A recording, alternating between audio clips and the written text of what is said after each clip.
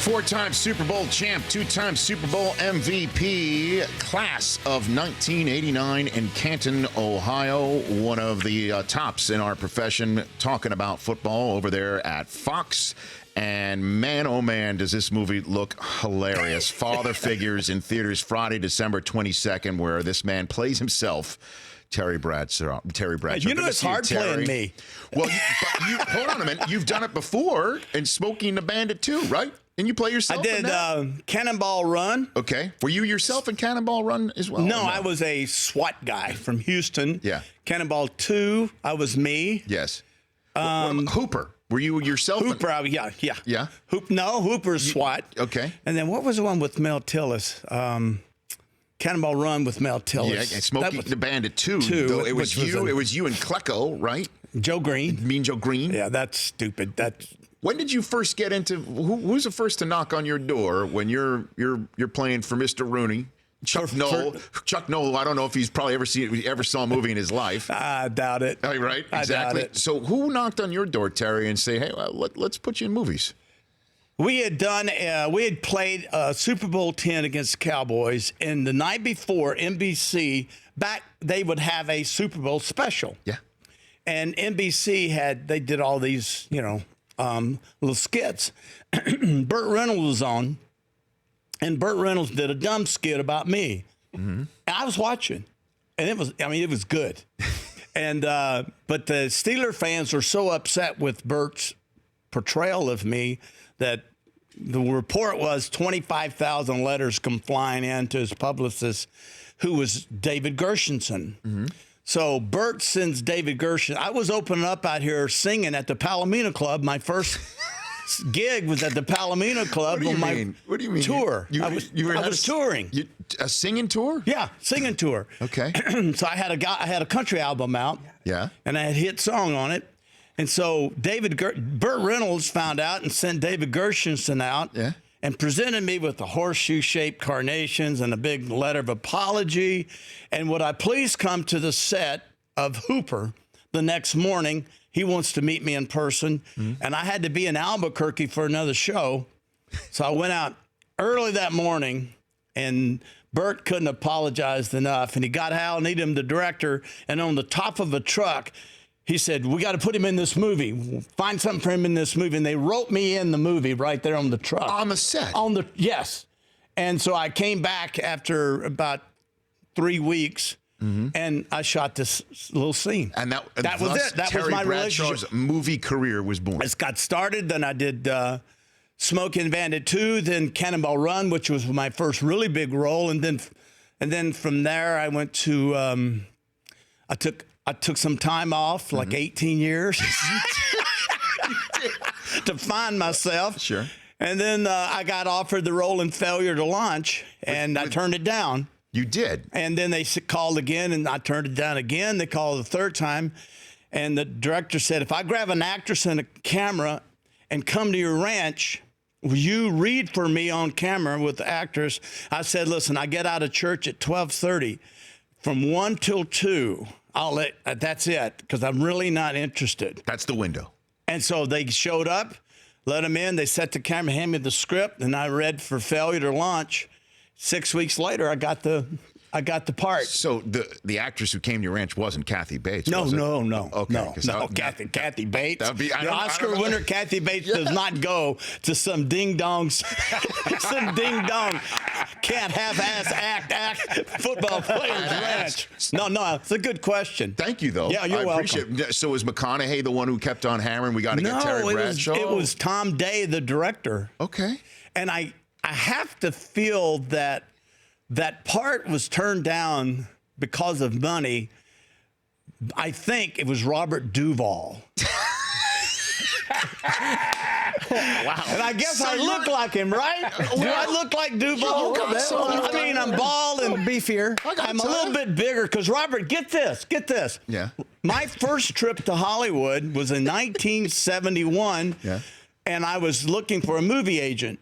And I double dated that night to Paper Moon. Remember the Paper? Ryan O'Neal, Tatum O'Neal? Yeah. I double dated that night with Robert Duvall.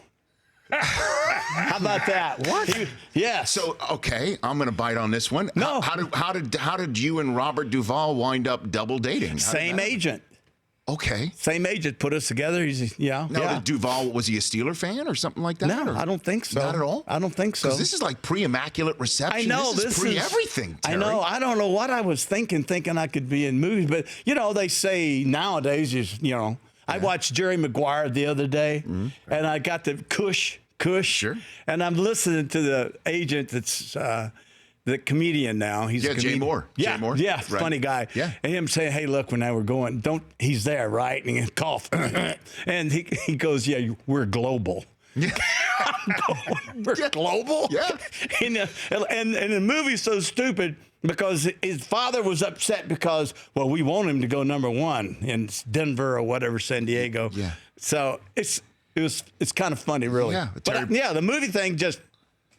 Well, you've always been. I try it all. You've always been in that pop culture range, and certainly before. No, seriously, before NFL players really did that quite a bit. I mean, obviously, if we want to start, like Gifford might have been the first, Sam Huff might have been the first, right. Those types of guys, right? And then suddenly in the 60s and 70s, right. might get a little bit more than that. You were sitting like on the Tonight Show set with Tony Orlando, right? I mean, years. I did in Carson, the Tonight right? Show in the 70s. I was on Leno. I was on with Jay Leno 54 times. Man, 54 times. Did you talk football once with him? He has no. I'm doing his garage show Monday. Really? Yeah. Oh, okay. I don't know anything about cars. He doesn't know anything. He has no clue. I used to own that show, throw him curveballs about football. It wouldn't be in the script. I'd screw his script up. Yeah. And he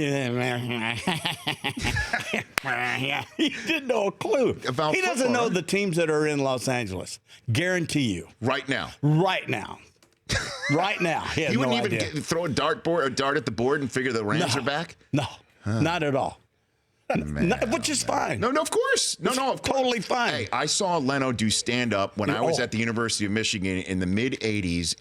To this day, some of the funniest stand-up that I've ever seen. I've seen him. Brilliant. I saw him at the WinStar Casino.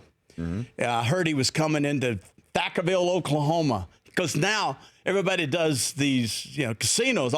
There's thousands of them, right? And that's how all these old timers stay busy. Yeah, they get them in there. They get the ambulance out front. They get the oxygen loaded up, and they roll them out there. The first alert. I don't know, man. Everybody goes, I love it.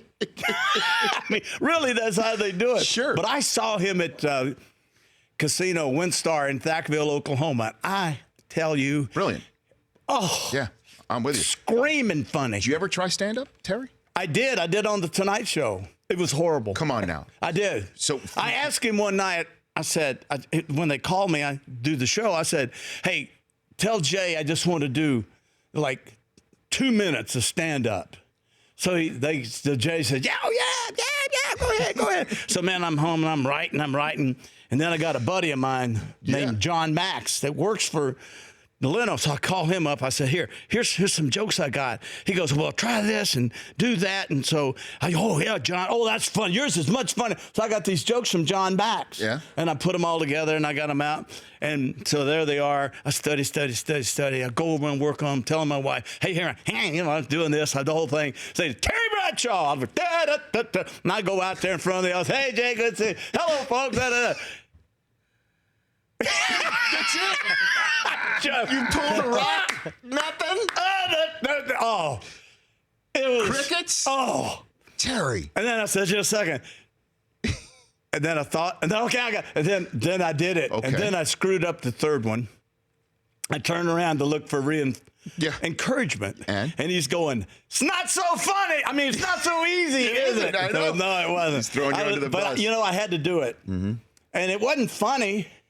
But I was laughing so hard, the viewers were laughing. Listen, I think. And that's what works, obviously. Well, and that's why, obviously, what works for you on the air with what you do at Fox and have done for some time is you're yourself and you are who you are. And that's it. Unfortunately. You just put it out there, and that's why people can relate to you.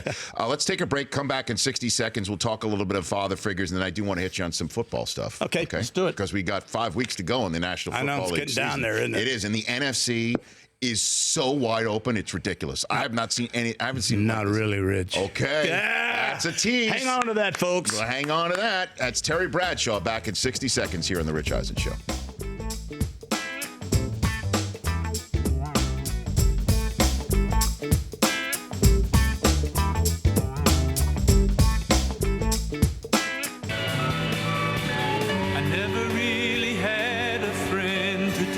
Until You. It's my gospel album. Didn't get that. This is you? Yeah.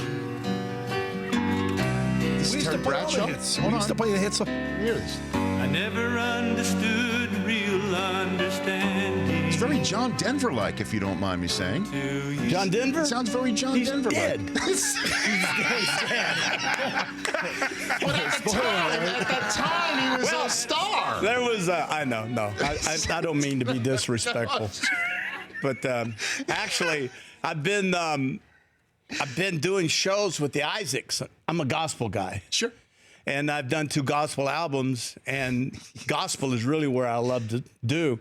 So I went to the Ryman Auditorium last year and sang with the Isaacs as my backup, and I did a song, can't remember the song now.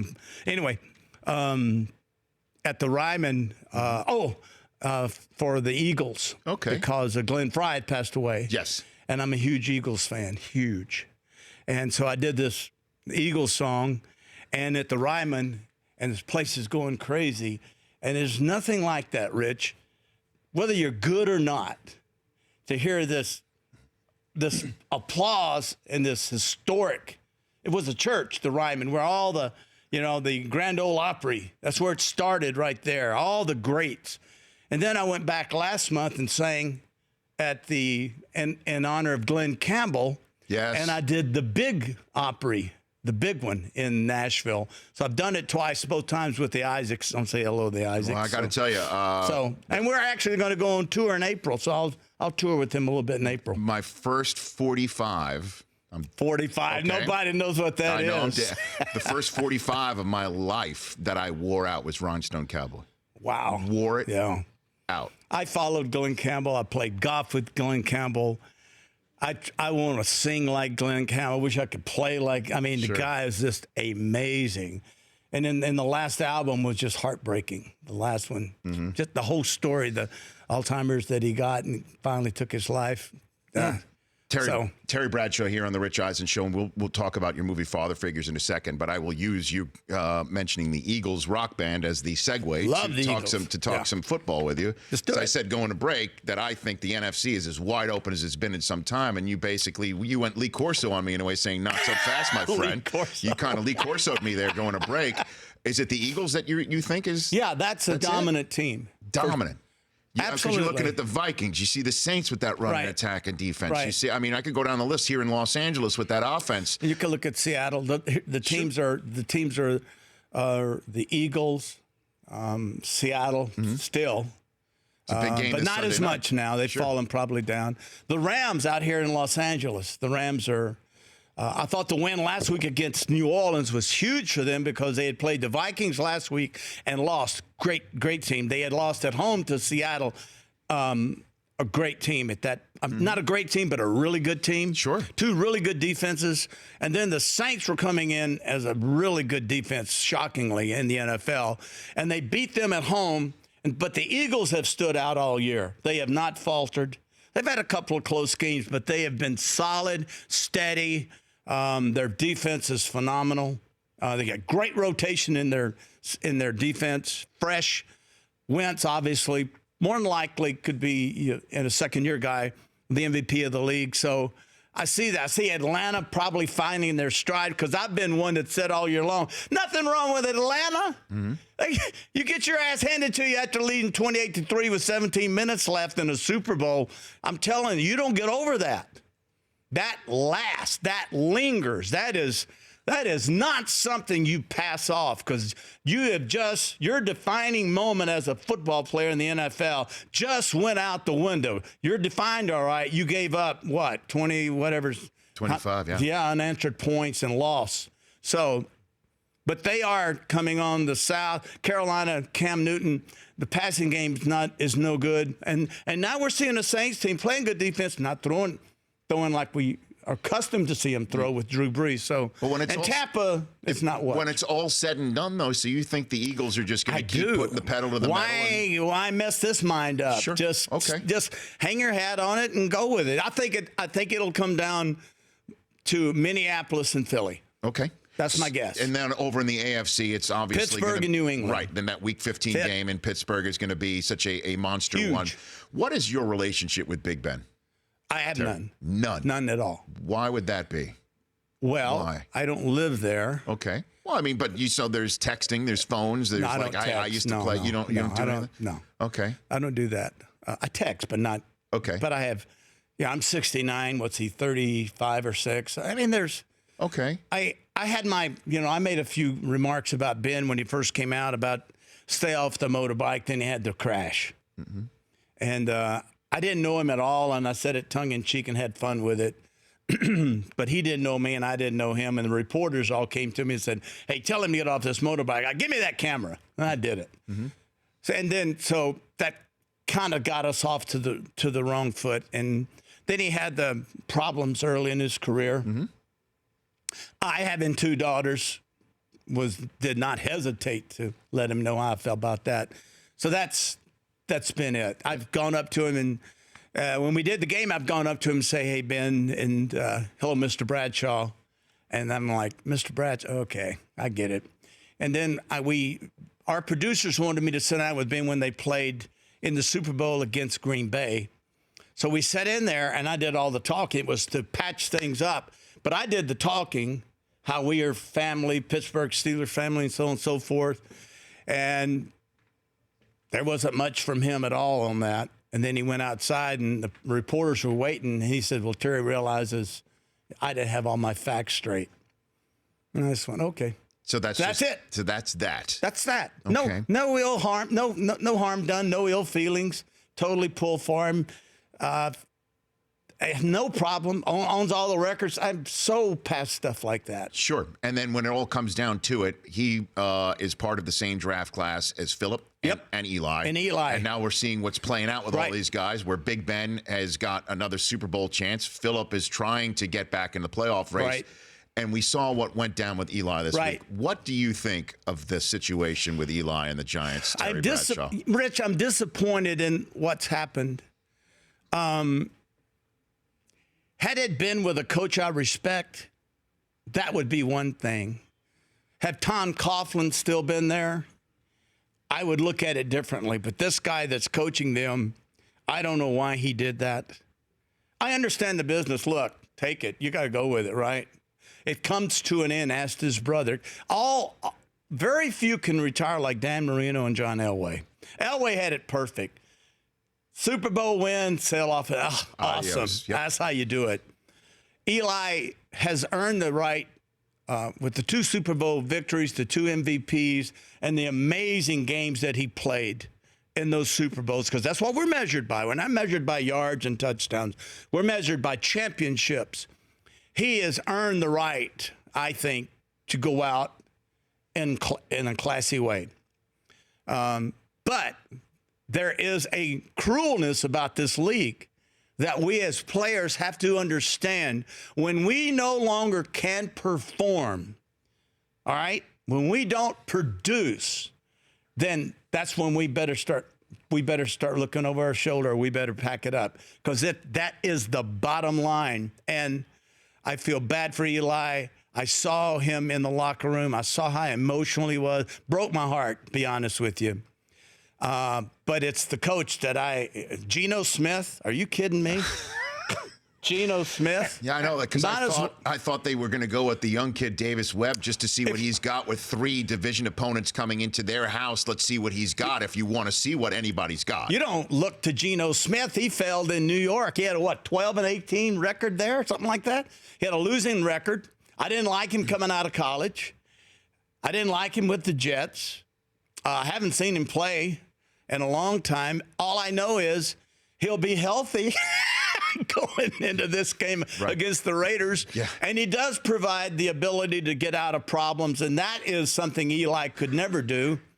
And maybe McAdoo is saying, well, our offensive line is so poor and the receivers so poor that maybe we can salvage something with Geno Smith playing, and that's the only reason. But I just, it's sad. It's sad. The Mannings are such a classy bunch of folks. They sure are. You know, it's just sad. So before I let you go, Am I leaving? No. Well, I mean, I gotta leave? Yeah, no, I'd love Just for you to getting stay. going, man. Are you kidding me? I'd love for you to stay. But you know, our show is coming to an end at some point. Okay, got it. But and I want you back. Yeah, I'm right Please, up the street. I know you are. Yeah. Okay. Nobody ever calls me, and I'm wondering why I'm not on the Rich Eisen show. There you go. More. It's coming. Ooh. It's okay, coming. Good. So, why father figures? Why do you want to play yourself? I know it's a hell of a cast. Well, they called me, and when I got the movie part, they were having a hard time figuring out what role. They wanted a professional quarterback that won Super Bowls, but they couldn't figure out who they wanted me to be. Oh, and I said, well, that's easy. I'll just be me. So And was they your said, idea. and they said, oh, you're okay with that? They were worried that I wouldn't be. I said, yeah, absolutely. And so that's how that happened. You're like, have you never seen Smokey and the Bandit 2? Have you? Yeah, exactly. You hit it right on the head. Excuse me? Have you not seen me on Better Late Than Never? That's you right, know on I NBC. can do this. That's right. Season 2 premieres in January 2018. Also with you, William Shatner, Henry Winkler, George Foreman. Awesome, man. Jeff Dye, great Jeff Dye, comedian. that's right. Yeah. And Fun. then, of course, you Fun on stuff. Fox every Sunday. Actually, would you stay for the rest of the show? Would you do that? Yeah. Well, Okay. yeah, let's do it's it. just it's just only a few more minutes. No, I'm good. Okay, I'm good. Because our Funny or Die Pitch Friday, we've got a where we throw out a topic and then listeners call in or they write in some jokes, and then we just jokes. Yeah, jokes. Oh, good. Just like it'll be like a late night show. Yeah, good. I like which that. we talked about with you before. Yeah, we can do that. Yeah, very good. Terry Bradshaw's not going anywhere, which is No, fantastic. all right here, folks. He's right there. He's got a mug I've got full me a of. chair. I'm like your co-host now. That's fantastic. I'm Ed McMahon. Yes. Hello. Hello. Here's Richard. We're back with Terry in a moment. Whatever. All right, Terry, my wife just texted me hearing this conversation. Susie Schuster chimes in saying, quote, he was great on Modern Family. She loved you on Modern Family. Tell You your were wife great on- thank you. What's her name? Susie. Thanks, Susie. You got it. Now, Ed O'Neill My buddy. was I played with him. cut by Chuck Noll. I know. My rookie year, he Yeah. was a linebacker. And I'd known Ed. I did, what was it? Married with Children. Married with Children twice with him, and all we did was talk football. And then when I shot the show the other day, it's all we did was talk football the whole time. And I said, Ed, do you remember when you got cut by Pittsburgh? He said, yeah. I said, my rookie year. He said that he told a story that his dad drove him to training camp out there in Pennsylvania, and he looked around. He basically said to him as he dropped him off, saying, you have no shot. Wait on me. Don't go anywhere, Dad. That's what he told him. Gas Basically, up and wait on me. Yeah. Yeah. And it was Chuck Noll's first ever training camp. Yep. And Ed O'Neill was one of the final cuts. Pretty cool, isn't it? And What's worked now out for Ed Ed. O'Neill's got enough money he could buy a part of the Pittsburgh Steelers. Yeah, let me have some of that. Cut me. Yeah, it's worked out for Ed. Wow, has it ever? But do you remember Ed when he was there? Absolutely. You do. Yeah. Oh gosh. Absolutely. I absolutely remember him. He was a neat guy. Yeah. Really neat. Oh, that's cool. Funny. That show's Really great. funny. That show is so great, man. They got one more year with Modern Family, one more year. Yeah. He has been so fortunate because both of the shows he's done have all gone over 10 years. You know what the residual, add that up, Jack. That's some serious cash. What was the last residual check you got from Smokey and the Bandit 2? Do You get those still? Probably like $1.16. No, I'm dead serious. I'm dead serious. I've got You've done those. Well, I've got CSI Miami. I got my latest one. Okay. How much? 98 cents. There you go. It's not much. I Instagram them out. I do. With the hashtag of Suck It Caruso. Because I'm sure if I'm getting 98 cents, his residuals must be through the roof. Oh, it's got to be millions. Oh my gosh. My daughter wrote a song. She made $350,000. We went fast. $350,000. She had a bad back. She had to go get a mattress. She said, "Dad, I got to go get a mattress. I'll call you from the mattress store."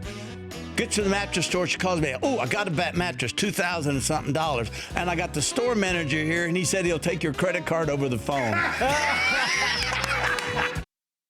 We've got our Pitch Friday. Funny or Die has an app, Terry, called Pitch. Okay, where they have all of these concepts, threads as the kids will call it, and then people write in some funny lines from them, and then the best jokes get paid.